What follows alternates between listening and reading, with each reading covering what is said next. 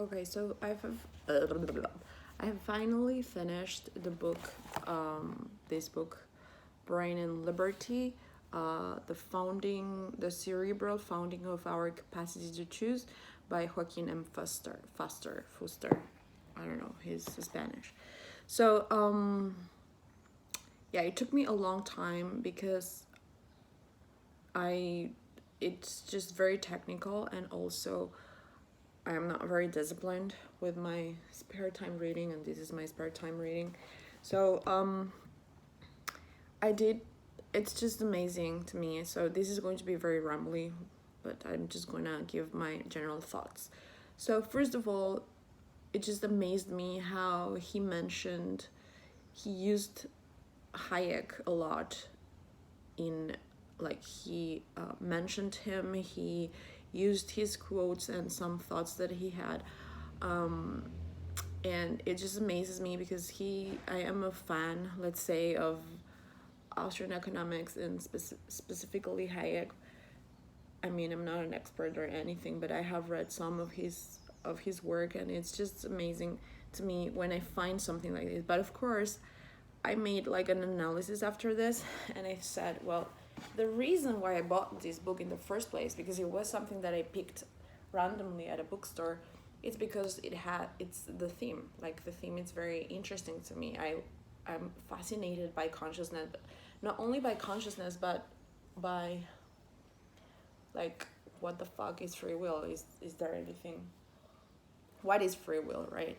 And as I said previously in the other video when I was starting reading, it's a very common conception with biologists and neurobiologists and people that are neuroscientists, to say that free will does not exist and it is an illusion. And I always wonder about this because it's just, what the fuck? So I came to some conclusions and I understood some things. I still have to read a little bit more, like the other side of the story. Like, for example, there is a book by Sam Harris. I know he's not like the most important neuroscientist, but it's called Free Will. It's very short, and apparently it's about that. It's about how free will does not exist. Another thing is that my favorite book of last year, 2018, was Behave by Robert Sapolsky, and he's also a contender of saying that free will does not exist. And I think it's just a matter of semantics. Like, it's a very interesting debate, and I think it's amazing that it's happening. I love hearing all of these ideas, but I think it comes down to determinism.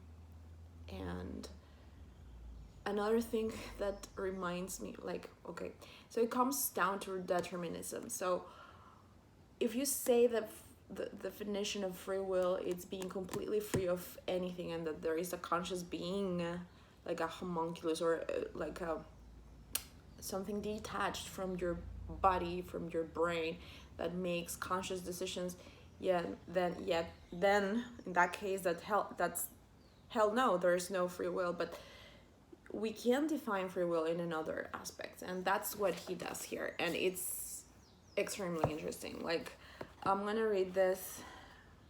Oh, it's in Spanish. I don't think I'm gonna be. So I made this, like, I got like very excited here because what he's saying here is that how to introduce emotion in the whole decision making thing. And something that I've not really thought about, that he brought to light to me, is that intuition, unconscious influences, and very, very basic primitive tendencies that we have, that our brain have, are not necessarily against free will. It's just that all of these influences, that some of them are unconscious, lead you to a certain decision. And it's it's a cycle. Like you can influence that, like everything. Okay, so freedom is, mathematically speaking, or even physically speaking, when we say degrees of freedom, what we mean is that we have options. Like we have, so for example, a point, let's do it very mathematical, like very geometrical. So a point does not have any degree of freedom because there is no dimension. A line has one dimension, so it's 1 degree of freedom. A paper, or like, yeah, a plane has another degree of freedom, and so on. So you start having more options and things become more complicated. So freedom actually means capability of, or not capability necessarily, but like amounts of options that you have. And you can argue that it doesn't matter how many options you have if you can't really choose some options, like if it's not, it's prohibited to you. But the thing is that with our brain and with life and with evolution, of course there will always be the physical limits, but those limits are, I mean not only with evolution and the way our brain evolved, what happened was that our degrees of freedoms increased, and it's not a finished thing. So that's an interesting thought. Like I'm not doing a good job at explaining this, but it's about how the fact that some influences to our decisions are unconscious does not make the decision determined, like obstructed, like that does not invalidate the idea of free will, and how free will is so important to our evolution and the reason why we are humans. It's like it's so related to that, because okay, so I'm going to read some things that here. The maximum foundation of human freedom, and this is taken from here, it's about 2 cognitive functions that are distinguished clearly in human beings: language and oh god, that fucking topic, like that's amazing, and the capacity or capability to predict the future and like preview our future actions in consequence of how we preview the future or how we predict the future. So the influence of the unconscious is there, and that does not invalidate the idea of free will. It just means that we are so intricate that we don't even know, like we are not conscious of all the things that influence us. So that's one important thing. Another concept that I really loved was the concept of intuition, and how it's actually unconscious intelligence, because our intuition is that we are, sometimes it can be misleading, and I mean even consciously we're not very smart sometimes. So unconsciously we can be very smart and very not smart as well. So that happens with intuition.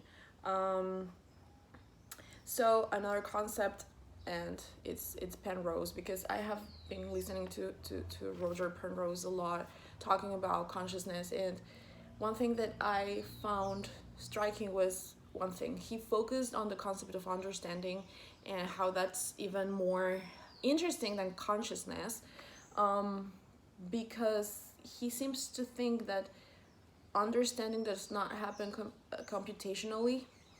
That means that a computer could never understand thing, and that is the core concept of, like, I don't know, it's just related to free will because of that. Because in order for the I don't want to say the word magical, but the spark that we have as human being is our capacity to understand and to open up to ideas and blah. Okay, whatever. Okay, so then he talks a lot in this book about the PA cycle, that it's perception action cycle, and it is a cycle, and that's amazing because it means that we are completely all the time engaged into this cycle, like perception, what you perceive, like your sensation and your action. And so it's the executive brain and the perceptual brain, and they are combining all the time, and they're influencing each other all the time, and it's cyclic, and that's just interesting. What else? So the problems with against free will are some hypotheses or hypotheses or ideas are the homunculus, which is like the small human being that you might have in your brain, determinism, reductionism, what else? I don't know how to say hegemonia. It's like hegemony of the consciousness. So yes, those are the things that sometimes are against, like the idea of free will, but we have to be careful. When Robert Sapolsky, for example, asks his students, do you now, after we have studied the whole evolutionary thing, because he's a teacher, I saw some of his lectures, a professor, and he says, do you still believe in free will? And he says that after you know all of this, you kind of get out of that place or something, like. But the thing is, the conception, if you conceptualize free will as like this completely free entity that you have in your mind, that it's beyond your brain, which is the physical material thing, then yeah, you won't believe in free will in that sense, because there are causes and effects, and we're not, the point is that we're not really completely in charge of those things, and there are things that we will never be in charge of that are determined there, like in our genetics, in not only in our, like, it's like a whole package. But the thing is that it's so complex that it's so complex, and we have so many options that even the slightest little detail that you don't think it will really influence your future decisions will. So okay, so that's just interesting, but it's a complicated fucking subject, and I'm not like even disciplined enough to give you a compelling, argument or whatever. I'm just rambling. So he also talks about connectivity and how that is the thing that evolved, that made us so fucking amazing. It's not really about the size of the brain or anything like that, but the connectivity, like the capacity to connect, and that's just degrees of freedom, and that's what it was augmenting with evolution. What else? And then language, he talks about language a lot, and that's amazing, because the language, it's like it's freaking amazing, and it's just, I think it's an evidence of how free we are, because the fact that language is unlimited, that it's, how do you say that, it's unlimited. You can't, there is no limit to language, like there is not like a number of phrases, sentences, paragraphs that you can make in a language. There is no limit to that, because I don't remember the word that I'm looking for, whatever, fuck that.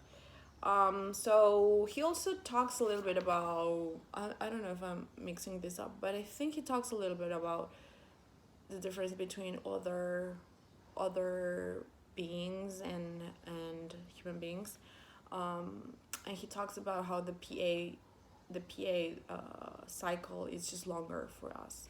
So yeah, and that's another concept that I love, that it's the delayed, the capacity to delay pleasure, or objectives, and that is what makes us very different from the rest. And how this affects economics, and this is what the fuck, I don't even know if I understood half of it, but I tried kind of. I loved it. At the beginning it was very, very freaking difficult for me to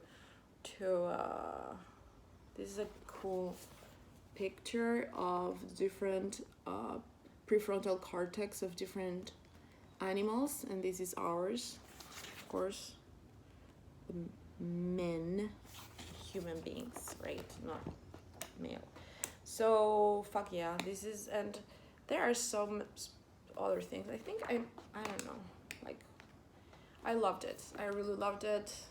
I just feel it's too big for me, but whatever, I just do whatever I can. So yeah, thank you.